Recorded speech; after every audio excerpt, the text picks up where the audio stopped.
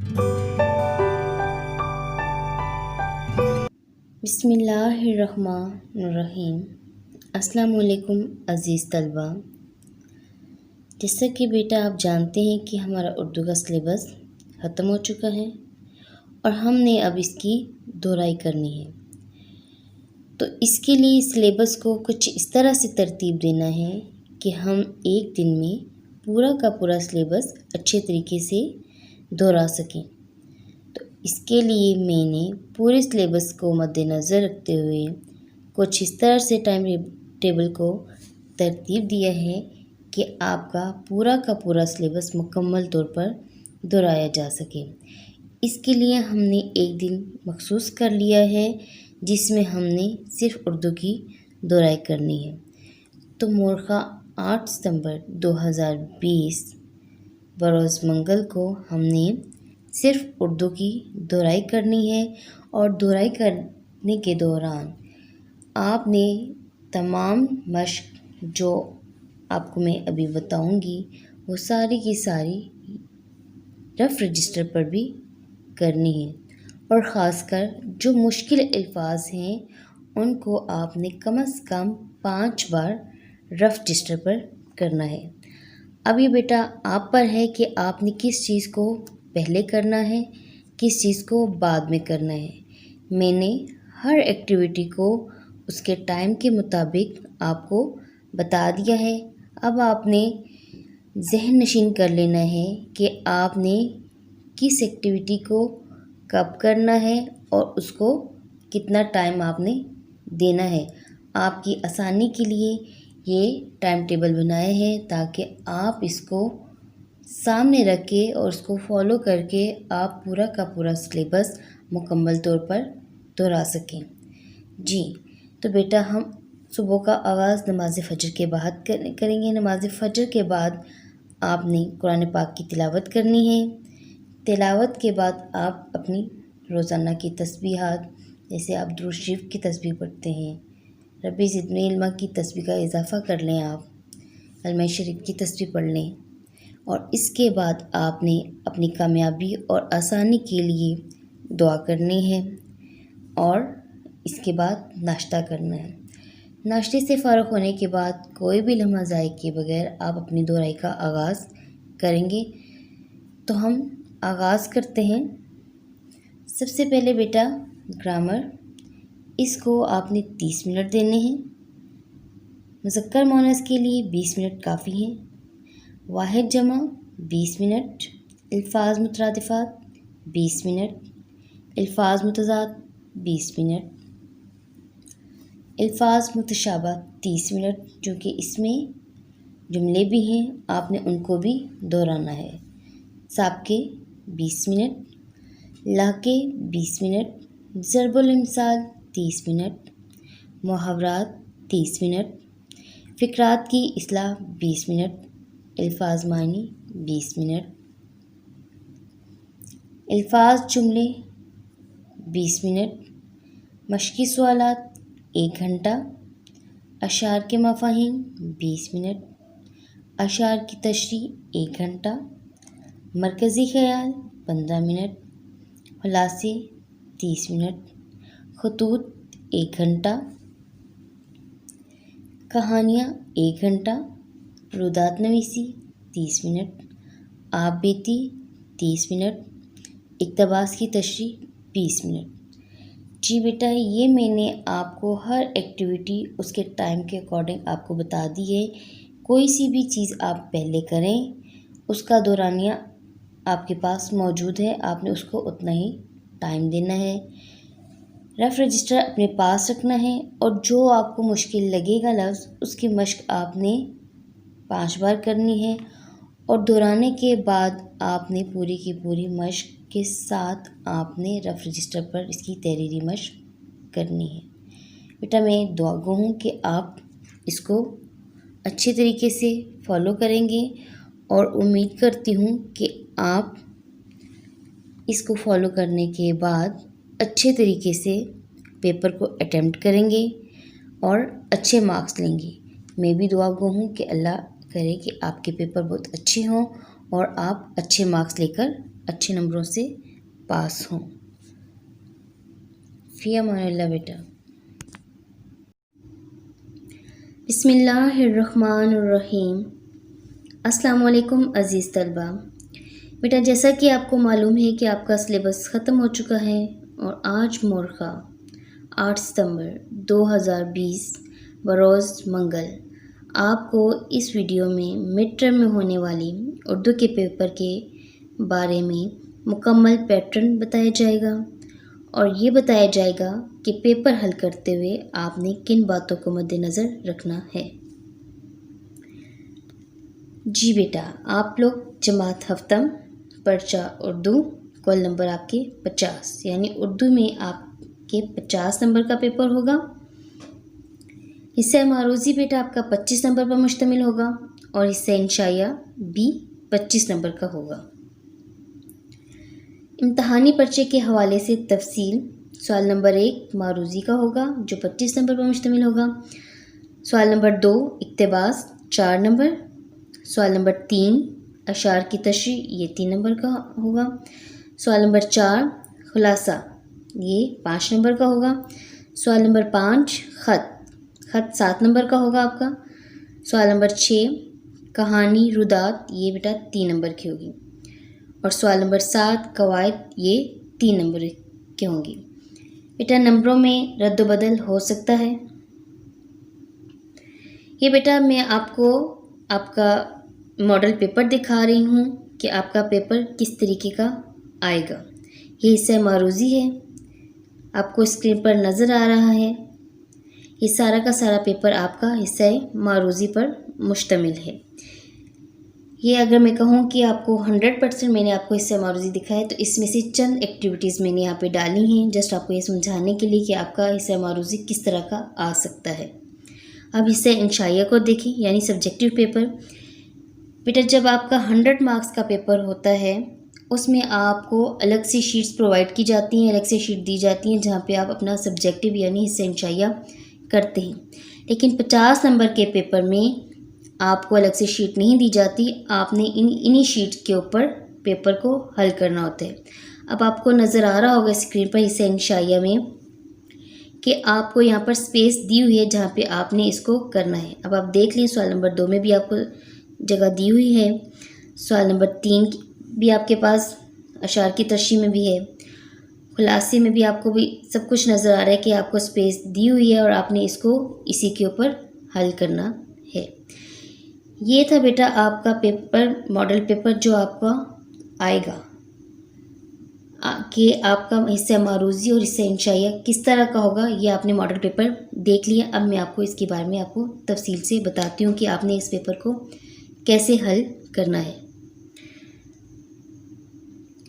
पर्चा हल करने का तरीक़ाकार, आपने पेपर हल करते वक्त किन बातों को मद्देनज़र रखना है या पेपर को कैसे हल करना है, अब मैं आपको तफसील से बताती हूँ। जी बेटा, ये आपका फ्रंट पेज है। सबसे पहले आपने ब्लू कट मार्कर के साथ जो 2.0 का होगा उससे आपने अपना नाम लिखना है। जैसे आप यहाँ पे नेम में आपको लिखा हुआ नज़र आ रहा है मोहम्मद राहिल खुरम। फिर नीचे आपने लिखना है सेक्शन जो भी है आपका। यहाँ पर इंडिगो लिखा हुआ है, आपका आइवरी है, एम्बर है, क्रिम्जन है, एक्वा है, ब्रॉन्ज है। जो सेक्शन है आपने वहाँ पे लिखना है। नाम अपना आपने पूरा लिखना है। कुल नंबर आपके 50 हैं। कुल वक्त आपके पास 2 घंटे हैं और हिस्सा मारूज़ी। अब हिस्सा मारूज़ी में कौन कौन सी चीज़ें शामिल होती हैं वो मैं आपको एक दफ़ा दोबारा बताती हूँ। नंबर 1 दोस्त जो आपका इंतखाब करें। नंबर 2 मरकज़ी ख्याल। नंबर 3 मुख्तसर सवालात। नंबर 4 अल्फाज मायनी। नंबर 5 अल्फाज और मुहावरात के जुमले चाहे आपकी कॉपी के ऊपर हैं चाहे आपकी वर्कबुक के ऊपर हैं। मुज़क्कर मुअन्नस वाहिद जमा, अल्फाज मुतरादिफ़ात, अल्फाज मुतज़ाद, अल्फाज मुतशाबा, साबके, कालम मिलाएं, लाके, ज़रबुल मिसाल, फ़िक्रात की इस्लाह। ये सारी की सारी चीज़ें आपकी हिस्सा मारूज़ी में शामिल हैं और ये किस तरीके से पेपर में आएंगी मैं आपको बता देती हूँ। सबसे पहले देखें आप दुरुस्त जवाब की निशानदेही करें। इसमें देखिए ब्लैंक भी हैं और दूसरे भी हैं। अब आपके पास जो पहला वाला है इसमें ब्लैंक में दिया हुआ है। अब आपको जो आंसर सही लगे उसको उठा के आप खाली जगह में लिख दें। दूसरे में आपके पास ब्लैंक नहीं है, खाली जगह नहीं है, तो जो आपको सही आंसर लगे चाहे उसे दायरा लगा दें आप, चाहे आप उसे टिक लगा लें। बात समझ में आ गई। बे में देख लें, अल्फाज के मायने लिखें। यहाँ पे आपके पास अल्फाज दिए हुए हैं, आपके सामने उनकी जगह भी खाली दी हुई है, आप उसके मायने लिखेंगे। ऑब्जेक्टिव में आपके पास रिमूवर की कोई गुंजाइश नहीं। अगर आप रिमूवर इस्तेमाल करेंगे तो आपके नंबर कट जाएंगे। जी, दर्ज झैल सवालात के मुख्तसर जवाबात तहरीर करें। यानी आपके पास यहाँ पे सवालात दिए हुए होंगे, चाहे 4 हैं चाहे 5 हैं, जितने भी हैं वो आपने करने हैं। अगर समझें कि यहाँ पर लिखेंगे दर्ज झैल सवालात के मुख्तसर जवाबात दे कोई से 5, तो बेटा आप फिर भी बाउंड हैं कि आपने सारे के सारे करने, आपके पास चॉइस नहीं है। आगे देखें, आपके पास यहाँ पे जगह दी हुई है, यहाँ पे लिखा हुआ है नज़म खिज़र का काम करूँ, रहनुमा बन जाऊँ का मरकज़ी ख्याल लिखें। ठीक है, आपने जो नज़म आपको दी होगी, जिसका मरकज़ी ख्याल आपने लिखना होगा, उसका शायर का नाम आपने मार्कर के साथ लाजमी लिखना होगा। अगर बेटा आप मरकज़ी ख्याल में शायर का नाम नहीं लिखते तो आपके नंबर कट जाएंगे। शायर के नाम के अलग से नंबर होते हैं, वो आपने लाजमी लिखने। इसके बाद नीचे देखिए, ख़त कशीदा अल्फाज के मुतरादिफ़ात लिखते हुए जुमला दोबारा लिखें। ये मुतरादिफ़ात का जिक्र है। इसी तरह जिस तरह ये जुमला दोबारा लिखें, इस तरह की स्टेटमेंट आ सकती है मुज़क्कर मुअन्नस में भी, वाहिद जमा में भी, अल्फाज मुतज़ाद में भी। कि अल्फाज के मुतज़ाद लिखते हुए जुमला दोबारा लिखें, या वाहिद की जमा और जमा के वाहिद लिखते हुए जुमला दोबारा लिखें, या मुज़क्कर के मुअन्नस और मुअन्नस के मुज़क्कर लिखते हुए जुमला दोबारा लिखें। हो गया क्लियर? यानी किसी भी तरीके से आपको इस स्टेटमेंट्स के मुताबिक मुज़क्कर मुअन्नस वाहिद जमा मुतज़ाद आ सकते हैं। इसके बाद वाहिद की जमा और जमा के वाहिद लिखें। यहाँ पर बेटा आपके पास अल्फाज का कालम दिया हुआ है, इनमें कुछ अल्फाज वाहिद है और कुछ जमा है।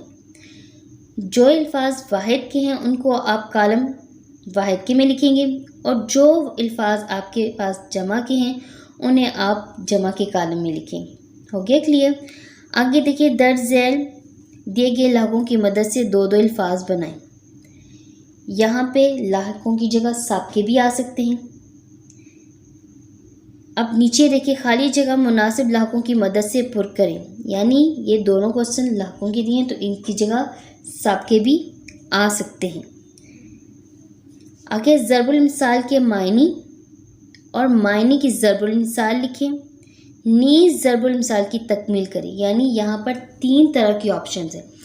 पहली क्या है कि ज़रबुल मिसाल के मायने लिखें, यानी जो यहाँ पे ज़रबुल मिसाल दी हुई है आपने उसके मायने लिखें। दूसरी कौन सी है? मायने की ज़रबुल मिसाल, यानी कुछ की आपके मायने दिए, कुछ ज़रबुल मिसाल के मायने दिए हुए और आपने उसकी ज़रबुल मिसाल लिखनी। तीसरा क्या है? तीसरे में क्या है कि ज़रबुल मिसाल आदि लिखी और आपने उसकी तकमील करनी, उसे मुकम्मल करना है। नीचे देखिए, आप दुरुस्त जवाब का इंतखाब करें। ये अल्फाज मुतशाबा में है। ठीक है, आपको ये इस तरीके से भी आ सकते हैं कि इनमें से जो सूट करता है इस सेंटेंस में उसको आपने यहाँ पे लिखना है। और मुतशाबा अल्फाज मायने में भी आ सकते हैं कि दर्ज झैल मुतशाबा अल्फाज के मायने भी लिखें और इन्हें जुमलों में भी इस्तेमाल करें। यानी किसी सूरत में भी आ सकते हैं। आपने वर्कबुक में मुख्तलिफ़ तरह की एक्टिविटीज़ देखी हुई हैं। जिस तरीके की एक्टिविटीज़ आपकी वर्कबुक में आई हुई हैं उस तरह की सारी एक्टिविटीज़ में से किसी तरह की भी एक्टिविटीज़ आ सकती हैं। अब बेटा देखिए, यहाँ पे मुज़क्कर मुअन्नस अलग अलग करें। अल्फाज में आपके पास मुज़क्कर भी हैं और मुअन्नस भी हैं। जो अल्फाज आपके यहाँ मुज़क्कर के हैं उन्हें आप मुज़क्कर वाले कॉलम में लिखेंगे, और जो मुअन्नस वाले हैं उन्हें आप मुअन्नस के कॉलम में लिखेंगे।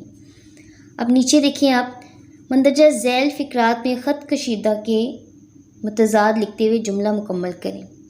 ठीक है, यहाँ पे ज़ेर के ऊपर लफ्ज़ आना था ख़त कशी, ज़ेर और ज़बर वाला।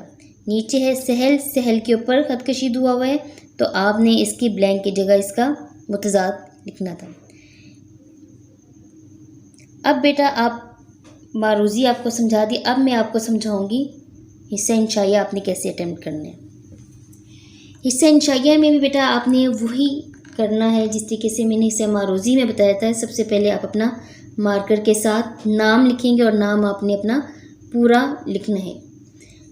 यहाँ पे आपको लिखा हुआ नज़र आ रहा है मोहम्मद राहिल खुर्रम, और सेक्शन जो भी है इंडिगो है यहाँ पर लिखा हुआ, और आपका जो सेक्शन होगा आपने अपना वो सेक्शन लिखना होगा। रोल नंबर अगर आपको मालूम है तो आप लिखेंगे, अगर नहीं मालूम तो कोई ज़रूरत नहीं है।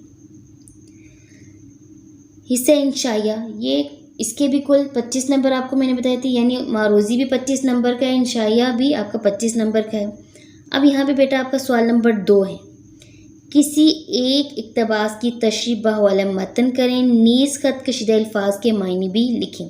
यह 4 नंबर के हैं। यहाँ पे हवाला मतन और ख़त कशीदा अल्फाज ये भी आपने लिखे हैं, इनके अलग से नंबर हैं।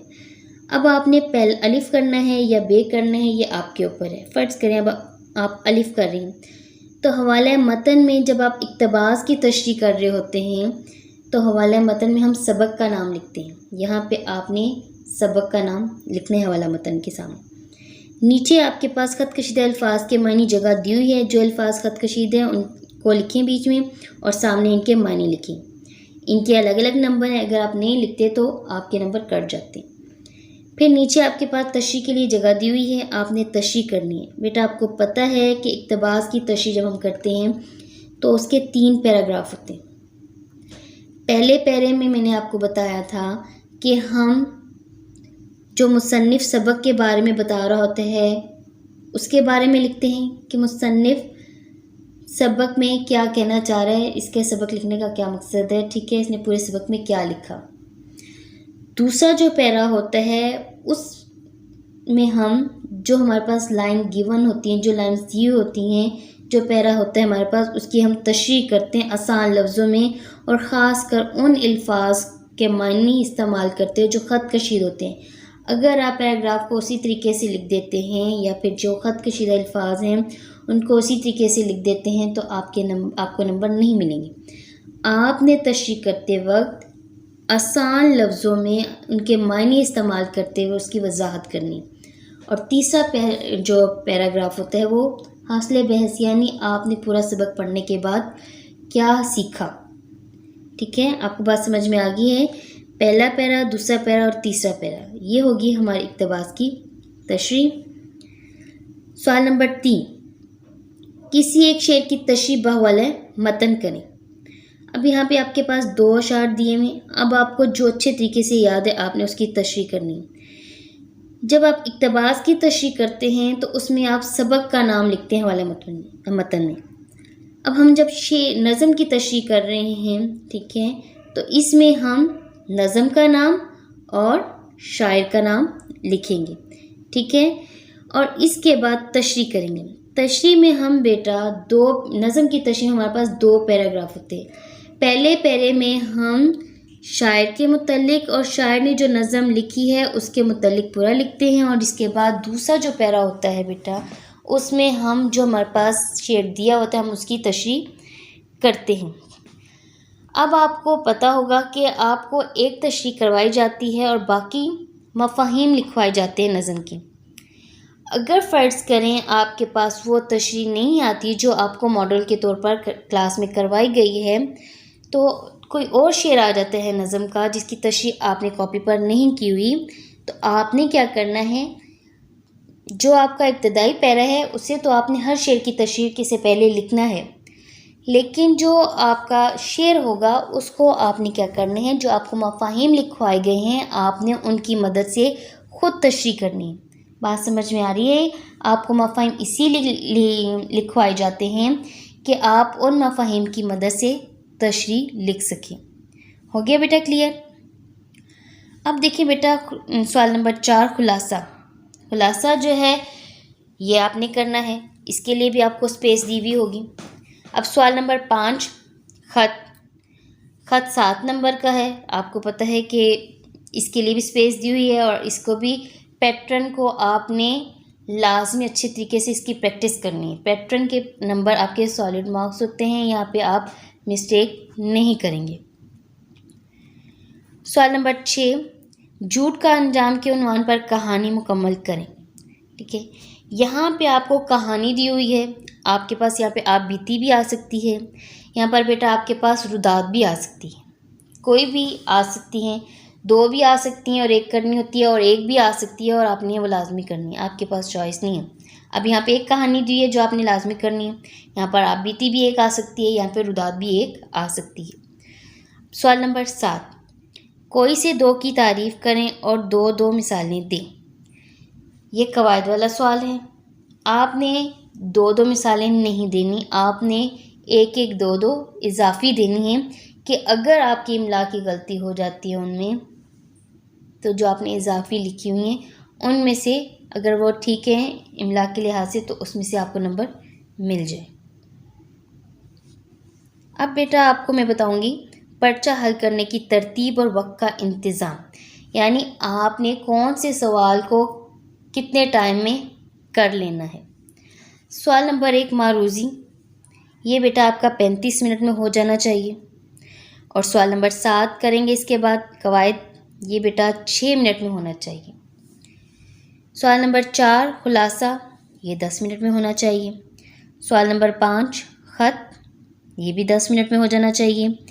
सवाल नंबर 6, कहानी रुदात आप बीती, ये भी 10 मिनट में। सवाल नंबर 3, अशार की तशरीह, 12 मिनट काफ़ी हैं इसके लिए। और सवाल नंबर 2, इक्तबास, इसके लिए भी बेटा 12 मिनट काफ़ी हैं। अब बेटा ज़रूरी हिदायत, नंबर 1, नीला ब्लू इंक पेन और नीले कट मार्कर का इस्तेमाल करें। नंबर 2, पर्चे के ऊपर नाम उर्दू में मार्कर से लिखें। नंबर 3, इससे मारूज़ी में काट कर या मिटा कर यानी रिमूवर का इस्तेमाल नहीं करना। मरकज़ी ख़याल, मुख्तसर सवालात, जुमलों में रिमूवर का इस्तेमाल बवक्ते ज़रूर किया जा सकता है, यानी मरकज़ी ख़याल में, मुख्तसर सवालात, जुमलों में, इन 3 चीज़ों में आप रिमूवर का इस्तेमाल कर सकते हैं जहाँ पर ज़रूरत हो, लेकिन ये नहीं कि पूरा पूरा जुमला आप रिमूव कर रहे हों। नंबर 4, कालम मिलाएं, कालम पेन से मिलाएं, पेंसिल से नहीं मिलाने। नंबर 5, वक्त की पाबंदी का ख्याल रखा जाए। नंबर 6, लिखाई का ख़ास ख्याल रखा जाए। जी बेटा, ये मैंने आपको पूरा पेपर समझा दिया, पहले आपको मॉडल का पेपर पूरा दिखाया कि किस तरीके से आपका पेपर आएगा, और फिर इसके बाद मैंने आपको पूरा पेपर समझा दिया कि आपने कि जो पेपर है वो किस तरीके से आएगा और आपने उसको हल किस तरीके से करना है। अच्छे तरीके से पेपर को अटेम्प्ट करिएगा, टाइम के अकॉर्डिंग करिएगा, जिस तरीके से मैंने आपको टाइम बताया हुआ है। मेरे टाइम के अकॉर्डिंग चलेंगे तो आपका पूरा का पूरा पेपर वक्त पर हल हो जाएगा। 1 घंटा और 40 मिनट में आपका पेपर हल हो जाएगा। बाकी आपके पास 20 मिनट बच जाएंगे। 20 मिनट में आपने नाम वगैरह भी लिखा होगा और पीछे 15 मिनट बच जाते हैं बेटा आपके पास। तो 15 मिनट में आपने A to Z पेपर देखना है कि आया आपका कोई क्वेश्चन रह तो नहीं गया। आपने ध्यान से पूरे पेपर को एक दफ़ा फिर देखना है। बेटा बहुत अच्छे से पेपर की तैयारी करिएगा ताकि आप अच्छे नंबरों से पास हो सके। मेरी दुआ है कि आप अच्छे नंबरों से पास हो और मैं दुआ गो हूँ कि आपके पेपर अच्छे हों। ओके बेटा, फ़ी अमानुल्लाह। पेपरों तक के लिए